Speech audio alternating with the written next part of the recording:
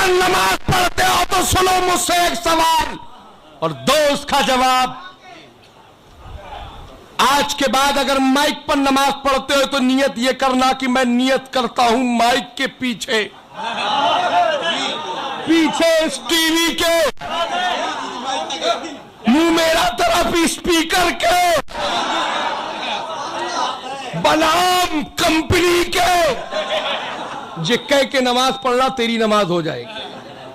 मगर जब हम नियत करते हैं तो नियत करता हूं पीछे इस इमाम के, मुंह मेरा तरफ काबे शरीफ के। अल्लाह अकबर। नियत का नमाज में भी फसल, नियत कर रहा है किसी के पीछे और नमाज पढ़ रहा है किसी के पीछे।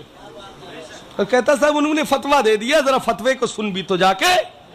अगर तेरे नजदीक दुरुस्त है तो शरीयत में जाकर दिखा कहां से दुरुस्त है।